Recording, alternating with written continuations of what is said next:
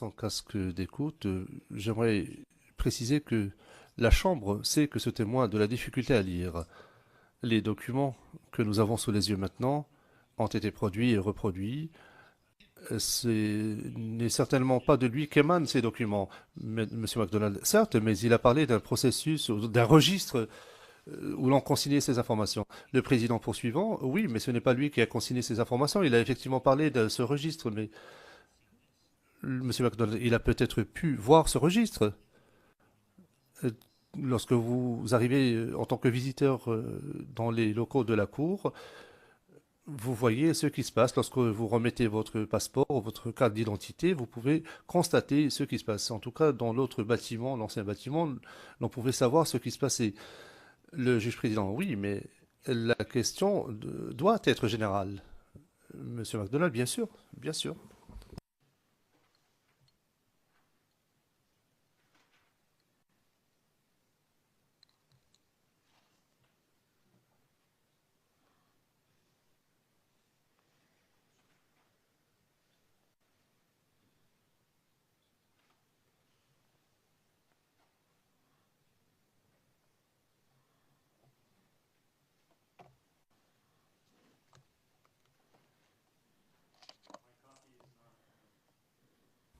My copy, we have a...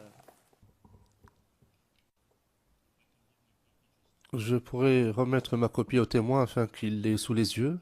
Il s'agit de la page dans ce registre qui porte la référence 0088 1167. Je voudrais simplement savoir si le témoin est en mesure de reconnaître ce document. Maître O'Shea. Oui, certainement. Vous pouvez lui poser la question de savoir s'il reconnaît le document. Le président, j'ai été très clair avec le procureur, n'est-ce pas? Maître O'Shea, oui.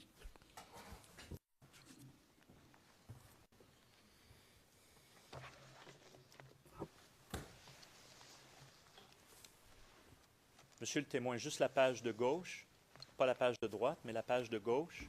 Oui. Vous pouvez aussi tourner les pages pour voir si vous aviez déjà vu ce document avant.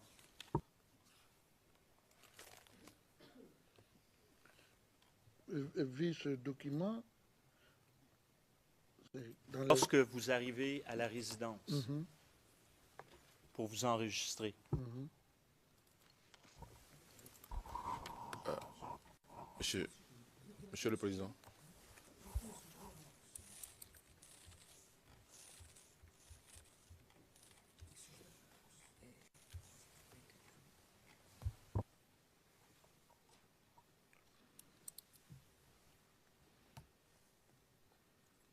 Monsieur le Président, Yes.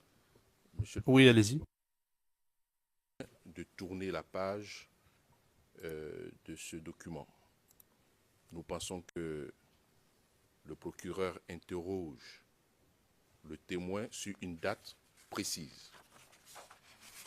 Nous pensons qu'en tournant le document et en le parcourant, cela peut influencer les questions à venir puisqu'il y a des noms, je crois, de certains visiteurs. Qu'il reste donc sur la page concernée par sa question.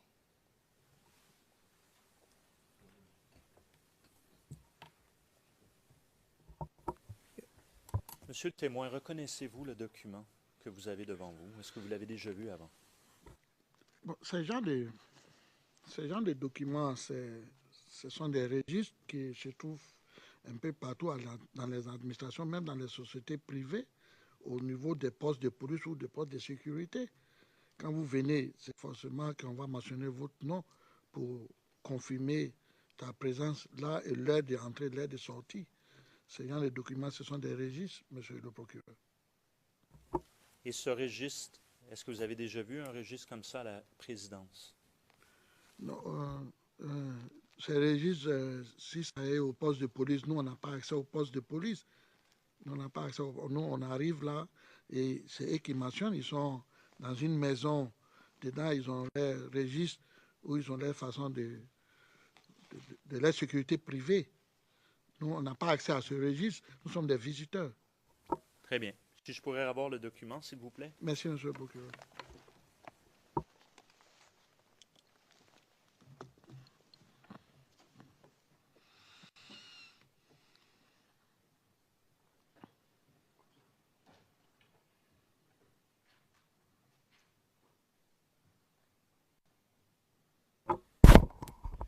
Vous dites avoir été à la résidence, mais ne pas vous rappeler des dates. Oui. Vous avez fait référence à l'enregistrement de portables. Habituellement, combien de portables enregistrez-vous à la résidence? Moi, j'ai toujours des portables. Vous rappelez-vous d'être allé à la résidence le 6 février 2011 et d'être arrivé ou enregistré vers les 17h57. Et vous êtes resté, vous seriez resté jusqu'à 19h15.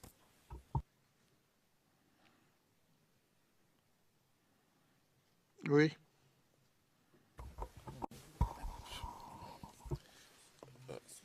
Monsieur le Président, c'est justement c'était cela la crainte en fait de l'équipe de défense.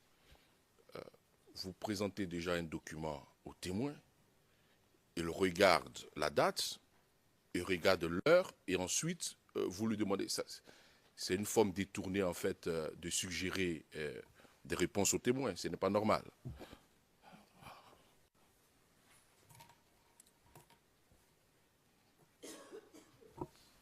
Le juge président, voyez-vous, ce que je ne comprends pas, c'est la chose suivante. Pourquoi vous ne présentez pas ce document par voie de requête aux fins de versement direct, c'est-à-dire une bar table motion, enfin, c'est ce que vous qualifiez de bar table motion, au versement direct au dossier. Monsieur MacDonald, Monsieur le Président, j'estime avoir le droit de procéder à un rafraîchissement de la mémoire du témoin lorsqu'il ne se souvient pas de la date d'une réunion, et ce, afin qu'il puisse s'en souvenir. Il est sous serment. S'il ne se souvient pas, il nous le dira, même si je rafraîchis sa mémoire. C'est un registre qui est comme un registre utilisé par une société. Et donc, je dois être autorisé à l'utiliser. Le président, pourquoi procéder à cet exercice qui consiste à rafraîchir la mémoire du témoin lorsque vous disposez d'un document de cette nature? J'ai de la difficulté à comprendre. Monsieur MacDonald, Monsieur le Président, nous sommes au début d'un long procès et j'essaie de comprendre. Enfin, c'est très simple. Moi, je suis d'une tradition juridique qui a ses propres règles. Moi, j'essaie de m'adapter à l'interprétation des règles qui est celle de la Chambre. Malheureusement, nous n'avons pas un règlement de procédure de preuve très détaillé qui prévoit tout cela. Au Canada, c'est codifié. Les règles sont claires et simples. Il y a des exceptions, vous les apprenez par cœur, et puis vous exercez votre métier d'avocat. Or, en l'occurrence, nous essayons de trouver un terrain d'entente pour savoir comment procéder. Et je crois que Maître Rocher, enfin, c'était le sens de sa question. Je comprends que la Chambre souhaite que j'achève mon interrogatoire pour que l'on puisse procéder et commencer le contre-interrogatoire. Je comprends cela. Seulement, voilà, je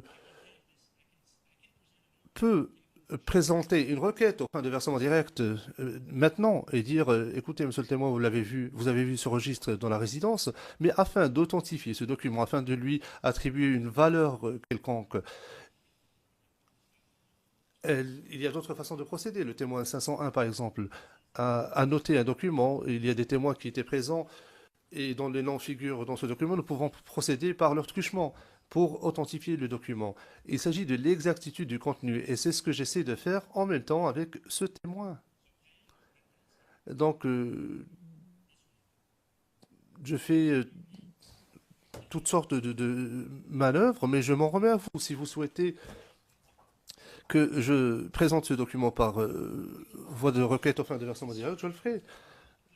Le juge président, oui, vous pouvez poser des questions témoins, mais vous n'êtes pas autorisé à lui présenter des documents qui ne émanent pas de lui. C'est tout. Monsieur MacDonald, d'accord.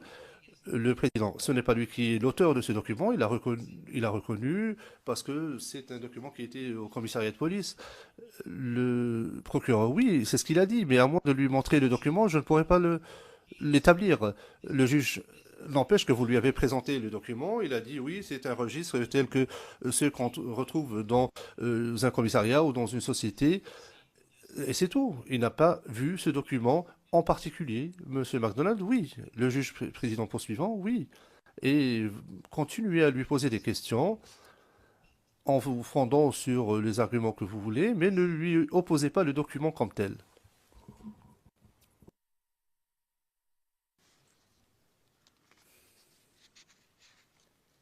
Monsieur le témoin,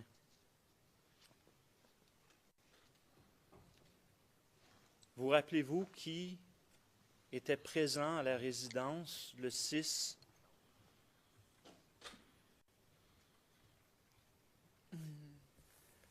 février? C'est le jour de ma visite, là. Oui. C'est ce qu'il vous a dit. Je crois qu'il y avait l'ambassadeur, C'est quoi le nom de l'ambassadeur? M. Kipré. D'accord. Et je crois que ce jour, j'ai dû trouver la chanteuse Aïcha Kone. Vous avez... et vous rappelez-vous de d'autres personnes? Oui, je crois qu'il y avait deux autres personnes, je ne me rappelle pas bien. Ce jour-là, le président était très occupé. C'est pour cela que même je vous ai dit, j'avais duré. Et lui et moi, on s'est vu que 5 minutes et puis je suis parti. Vous rappelez-vous du nom de la personne Bernard que vous avez identifié lors de la célébration à la résidence du résultat des élections? La personne... Oui, son conseiller, là? Oui, vous rappelez-vous de son nom de famille? Non. Sinon, je le vois bien, oui. Est-ce que vous l'avez vu cette journée-là à la résidence? Oui, il était là, je crois.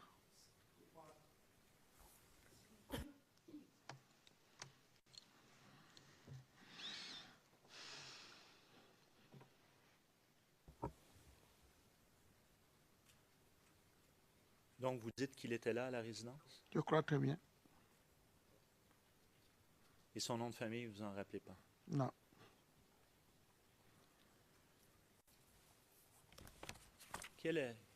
La rencontre qui a duré 5 minutes avec M. Gbagbo était à quel sujet? D'accord. Moi, j'étais venu pour le voir. Et comme il avait beaucoup d'audience, il était trop pris. Et moi, j'avais déjà trop duré, il faisait nuit. Lorsqu'il est sorti de son bureau, il m'a vu, je me suis arrêté pour le saluer. Et on s'est juste échangé. Comment tu vas? Je vais bien. Et vous, monsieur le président, ça va? Il dit oui. Je dis bon, comme il fait tard et que tu es très occupé, moi, je vais rentrer. Il m'a dit parfait, c'est bon. Et je suis rentré.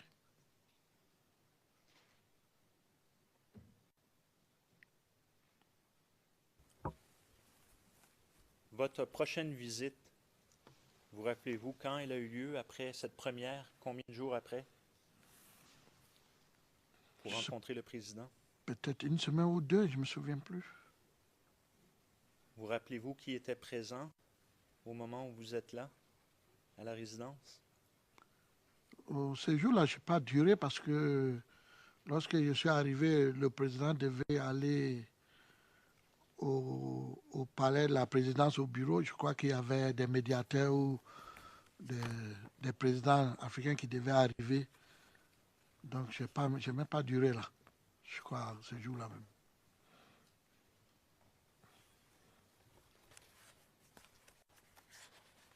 Et finalement, la troisième fois,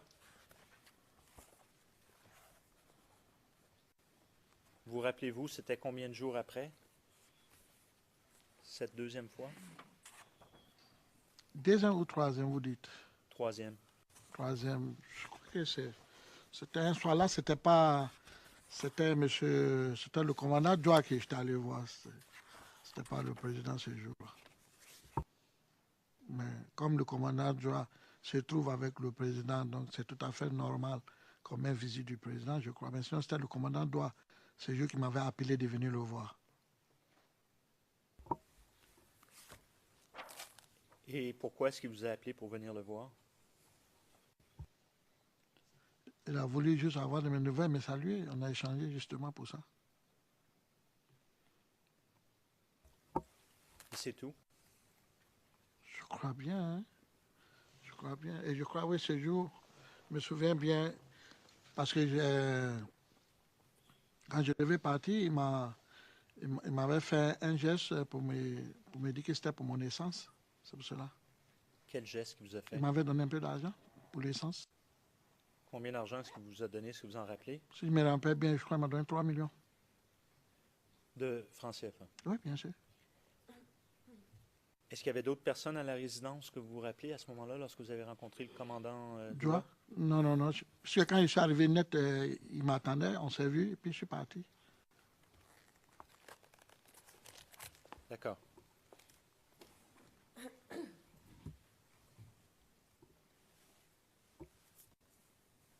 J'aimerais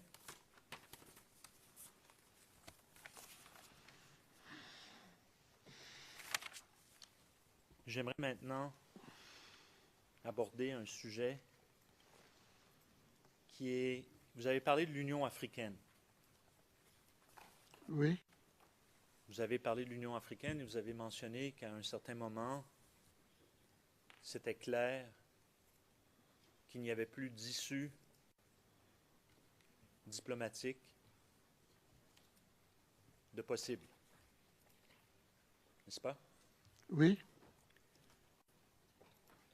À ce moment-là, ça a été quoi votre réaction?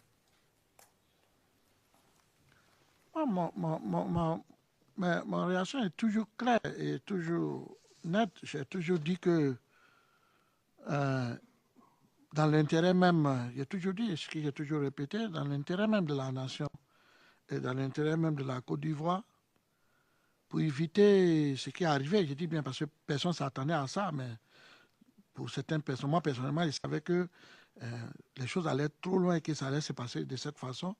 Moi, mon souhait, ma solution, c'était que on se retire. C'était mon choix à moi quand on se retire.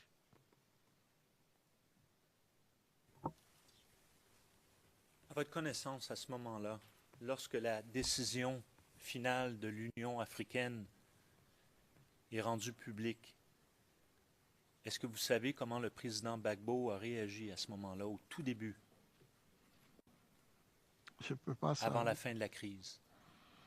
je ne peux pas savoir comment il a senti ça et comment il a agi. Ça, je ne peux pas savoir ça. Mais vous savez, personne ne peut accepter ça.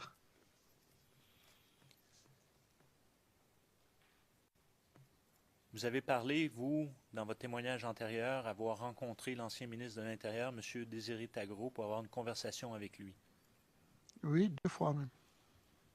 Et c'était quoi le contenu de cette conversation que vous aviez avec lui? Pourquoi?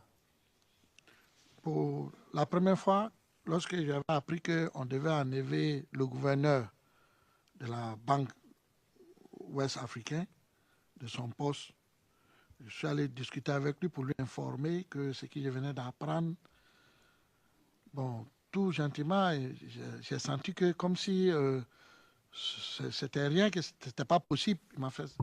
Il m'a fait savoir que c'est pas possible, qu'on peut pas. Il y a des règles dans les choses qu'on ne peut pas enlever le gouverneur, M. Dakouri. Non. Hein, qu'on ne pourra pas l'enlever, tout ça. Donc moi, j'ai senti à eux qu'il il était tranquille et il avait confiance. Donc moi, je suis parti, mais la deuxième rencontre, lorsque l'Union africaine avait décidé de faire venir, la CEDEAO, l'Union africaine a décidé de faire venir les militaires pour venir déloger le président Gbagbo par la force, moi, je suis allé discuter encore avec lui. Paix à son âme, que son âme se repose en paix. Je suis allé discuter avec lui de ce sujet qui était très important. Parce que je ne voyais pas quel est l'issue que nous pouvons utiliser et comment on allait s'en sortir. Mais comme c'est eux qui étaient dans le sommet de l'État, peut-être ils avaient... Mais on a discuté, il m'a fait savoir que l'Union africaine ne pourrait pas envoyer des militaires en Côte d'Ivoire pour déloger les gens et que ce n'était pas possible. Donc il y avait une question de confiance. Il me donnait la confiance que de rester, que de suivre l'évolution de la chose et que ça va bien se passer. Moi, je pouvais que lui faire confiance puisqu'il était d'abord ministre de l'Intérieur et après il était il était conseiller à la présidence. Donc je pouvais suivre ce qu'il m'a dit. Mais moi, j'étais très inquiet.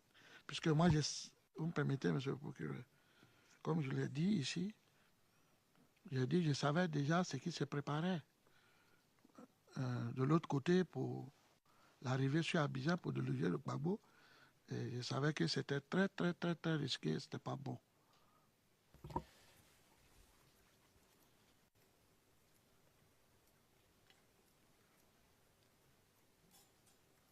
Donc, M. Tagro était un poste à la présidence, c'est ça? Oui. Est-ce qu'il a été question, à votre connaissance, durant cette période, d'une démission de M. Gbagbo? Bien, monsieur le procureur, je vous remercie pour cette question très capitale, très importante. Comme le président, Dieu merci, lui-même, il est là. Moi, à mon connaissance, je vous explique qu'il s'agissait, je crois, du mois 11 mars. 11 mars. Lorsque j'étais au secrétariat du directeur du cabinet, chez Dr Issa Malik, le directeur du cabinet adjoint du président de la République, j'ai regardé le journal parler. Lorsque on a eu une information de communiqué de la présidence qui disait que son excellence, le président Laurent Gbagbo, devait parler à la nation à 17h le soir. Nous tous, on a été surpris par cette communiqué. C'est là que je suis sorti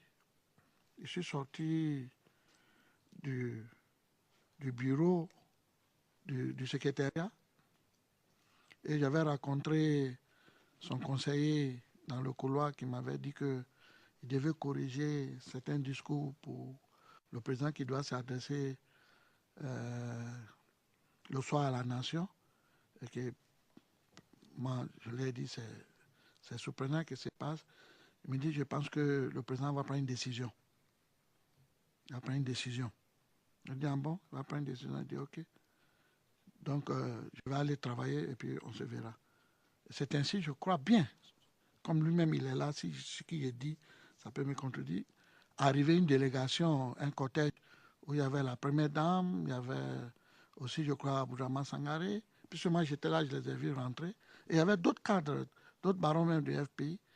Et ce qui, moi j'ai attendu, puisque je n'étais pas dedans dans cette réunion, j'ai attendu qu'ils étaient venus pour acquérir, à savoir comment ça fait que le président annonce une décision aussi importante ou un communiqué important en disant qu'il va parler à la nation le soir à 17h et qu'ils ne savent pas quel est le contenu.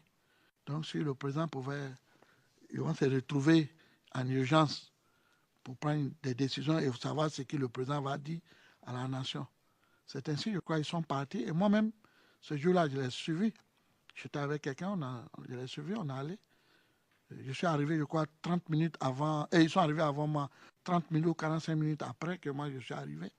Et c'est là, j'attendais au poste de police et les gens nous disaient que nous, on ne peut plus avoir accès comme ça pour venir voir le président et que si on devait venir là pour voir le président, tout ça, il faudrait qu'on passe forcément par le commandant CK qui est le garde rapproché de madame et que tout devait passer par madame. Même quand les journalistes veulent interviewer le président, doit passer par madame, c'est elle qui donne son OK.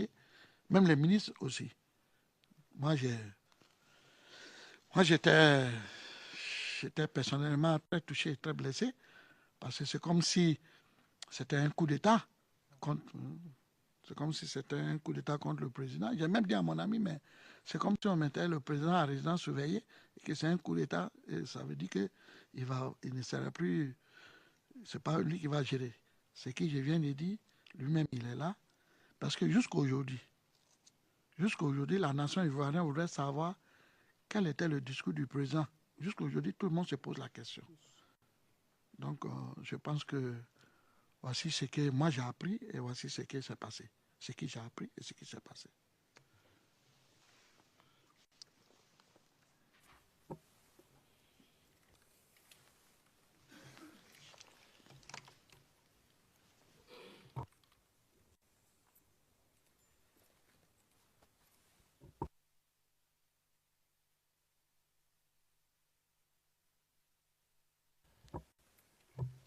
Excusez-moi, je vais vous poser des questions de précision avant d'adresser la Chambre.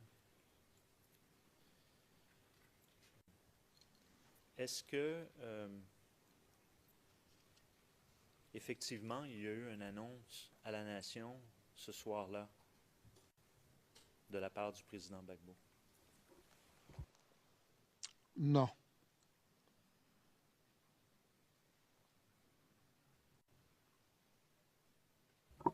Est-ce qu'il a été annoncé de quelque manière que ce soit?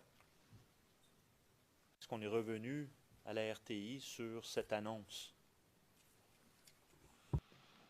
Oui, pas le même jour, je crois. Le lendemain ou 2 jours après, il y a eu le porte-parole d'abord, M. Dambolo. Aoua Danmelo? Merci. Merci, M. le procureur. Est venu, puisqu'il était le porte-parole, est venu annoncer que le président va plus s'adresser à la nation. Et il a fait son discours.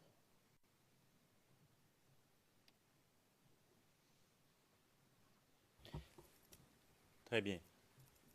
Alors, Your Honor, Please,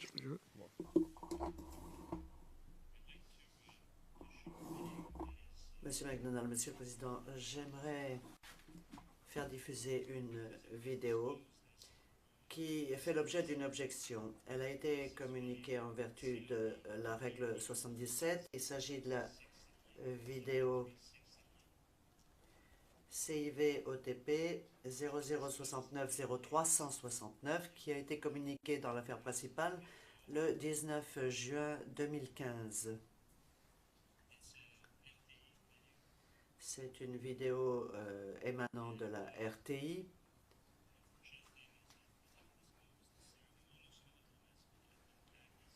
Et pratiquement toutes ces vidéos ont été labellisées incriminantes, à l'exception, entre autres, de celle-ci. Il y en a quelques-unes qui font exception. Mais je crois comprendre que le règlement prévoit une certaine flexibilité. Et si je ne me trompe, ceci, en vertu du paragraphe 43, il est autorisé,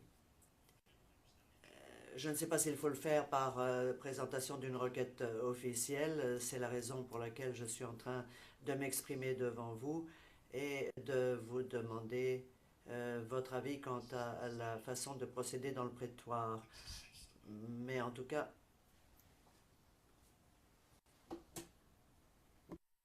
right? Le président 0369, c'est bien ça?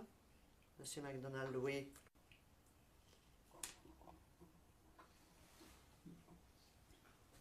Maître Oshie, je peux peut-être apporter mon concours. Monsieur McDonald, je préférerais en terminer, Maître McDonald, si vous n'y voyez pas d'inconvénient, de situer le débat qui se déroule en ce moment par rapport à l'Union africaine, par rapport à l'appel à la nation, qui effectivement n'a pas eu lieu. Et cela situera le témoin dans le temps, dans l'espace. Cela permettra également à la Chambre, bien sûr, de mieux s'y retrouver. Cette vidéo est un extrait qui dure moins de 2 minutes.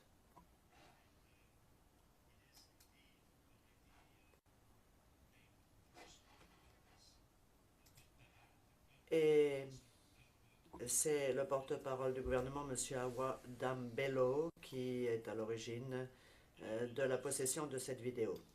Je vous demande un instant, je vous prie. Unfortunately, we don't have... Malheureusement, nous n'avons pas de transcription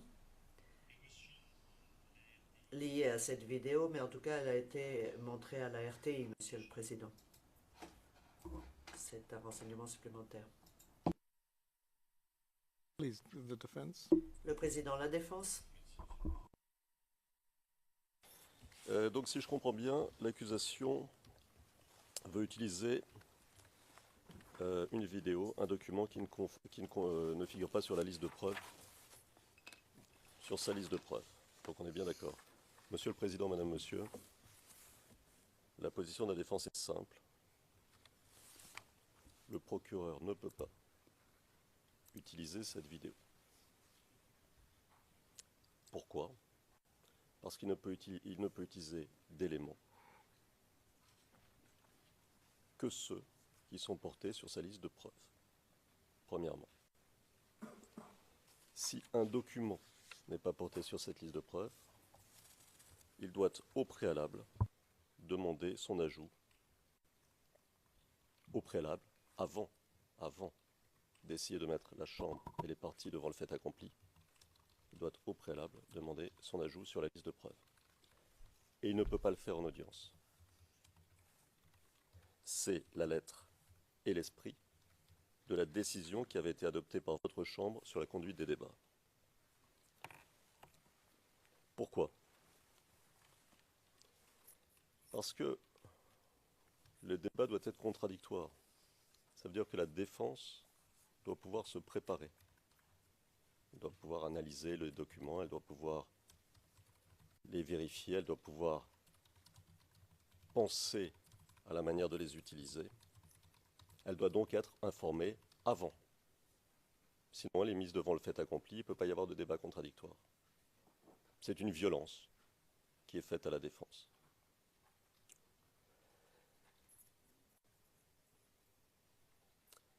Et pourquoi cela? Parce que la charge de la preuve incombe à l'accusation. C'est donc à l'accusation de préparer son cas, de le présenter de manière à ce qu'il puisse y avoir un véritable débat. Nous sommes dans un cas typique. Pour une raison ou pour une autre, il ne peut pas y avoir de débat. Donc, nous objectons à l'utilisation de cette vidéo.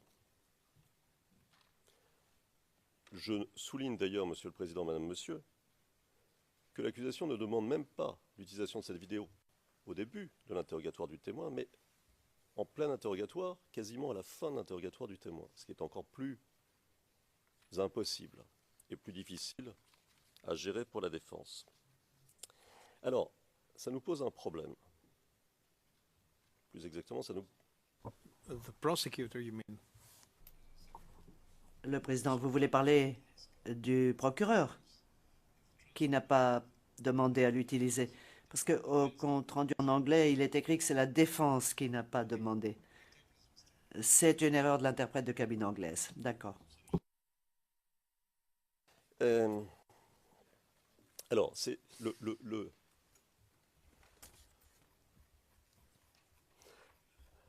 la deuxième chose qui est importante pour nous,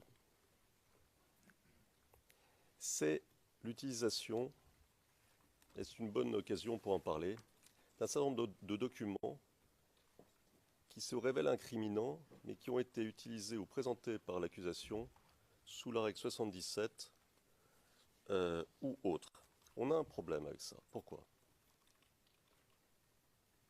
Parce que le procureur a eu presque 5 ans pour enquêter et pour préparer son cas. C'est beaucoup. Et donc il doit savoir si un élément est à charge ou pas. C'est impossible qu'il ne le sache pas après 5 ans. C'est pour ça que ça nous pose un problème. Parce qu'il le sait. Vous comprenez? Donc c'est la manière dont on utilise ici les règles, ou plus exactement dont on les détourne, qui nous pose un problème.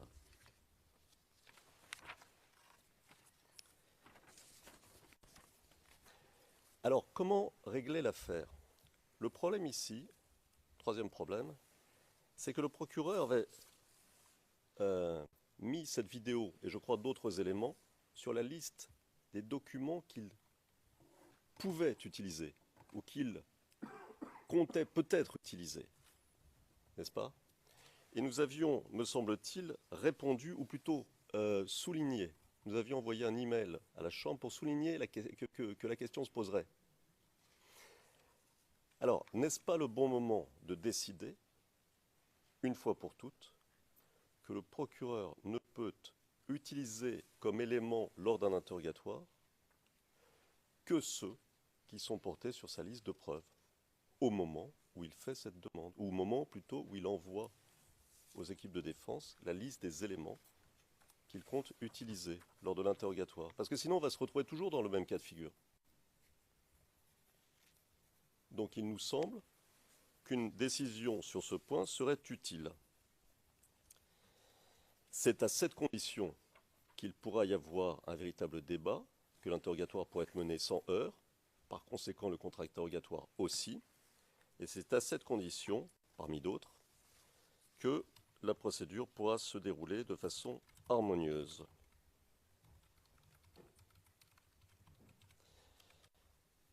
Je l'ai dit, je le précise, au cas où il y aurait eu un doute, il est pour nous impossible que le procureur dépose des demandes d'ajout sur sa liste de preuves en cours d'audience, enfin en cours d'interrogatoire et même au début de l'interrogatoire. Parce que l'on prenne cette affaire comme l'on veut, de la manière que l'on veut, quel que soit l'angle de vue, il s'agit au final de placer les juges devant le fait accompli. Et ce n'est pas possible. En plus, ça ralentit la procédure, parce que ça oblige la défense à intervenir, peut-être demander une suspension d'audience à chaque fois, enfin, on n'en sort pas.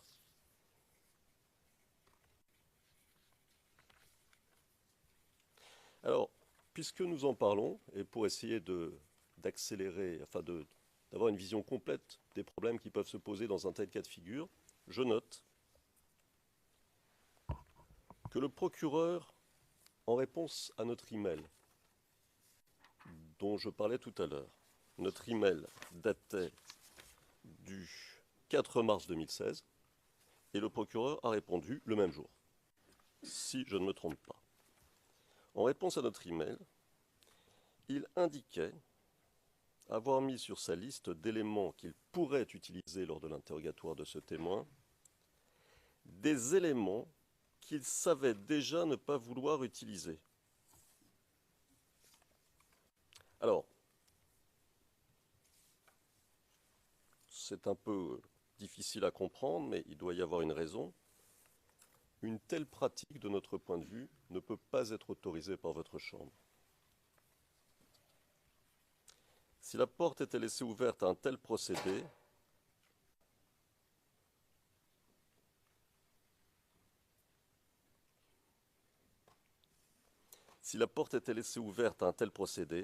cela permettrait au procureur de potentiellement noyer la défense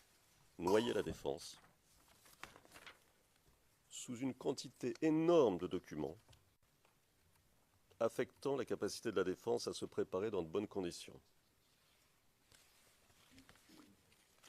Il nous semble important que le procureur ne porte sur sa liste que les éléments, les documents qu'il compte vraiment utiliser. En définitive, Monsieur le Président, Madame, Monsieur, il s'agit, pensons-nous, de faire respecter strictement la décision sur la conduite des débats afin que la défense puisse se préparer, que sa capacité à se préparer, sa marge de manœuvre, si vous voulez, ne soit pas atteinte.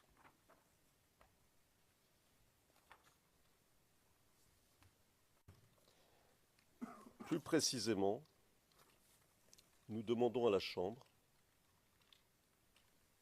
que le procureur ne mette sur sa liste des documents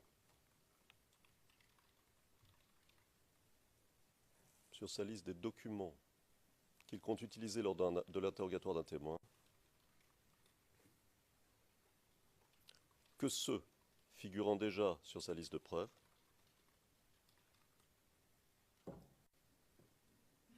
ça c'est un premièrement. Deuxièmement, que toute demande d'ajout d'un élément de preuve sur sa liste de preuves soit déposée suffisamment d'avance dans le respect des procédures prévues à cet effet, afin de permettre à la défense de se préparer dans de bonnes conditions.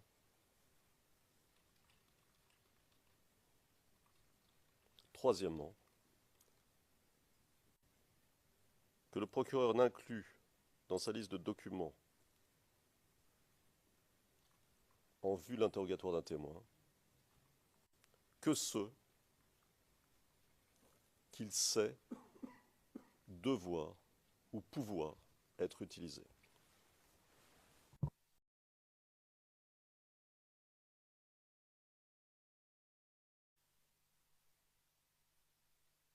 Mr. Knopf. Le président. Maître Knops, Monsieur le Président, nous avons plusieurs objections à présenter, mais sur des bases peut-être un peu différentes de celles que vous venez d'entendre.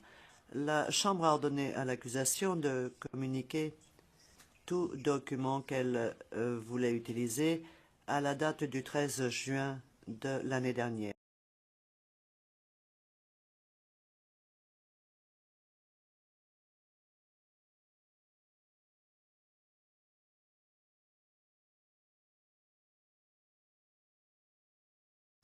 Qui était la date limite. Comme les juges de la Chambre le savent, 10 réglementations ont été soumises par la suite et sont entrées en application par la Chambre. Ce qui nous place une nouvelle fois dans une situation bien connue de la défense, à savoir qu'elle se trouve confrontée à des documents qui ne figurent pas sur la liste des éléments qui auraient dû figurer dans la liste du 13 juin. Donc, Monsieur le Président, ce que je suggère, c'est de se pencher sur la règle 43,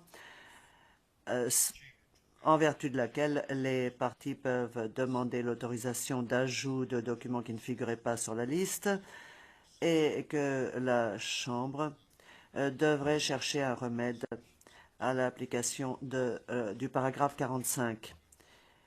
À mon avis, cette vidéo ne devrait pas être admise à un moment aussi tardif. Je vous remercie. Le Président, merci Maître Knops. La représentante légale des victimes, Maître Massida, nous n'avons pas d'observation, Monsieur le Président. Le Président, eh bien, l'heure de la pause déjeuner est arrivée. Donc, je propose que nous partions pour cette pause déjeuner, que nous reprenions nos débats à 15h15 pour une nouvelle partie de l'interrogatoire de ce témoin qui, j'espère, sera la dernière. Merci.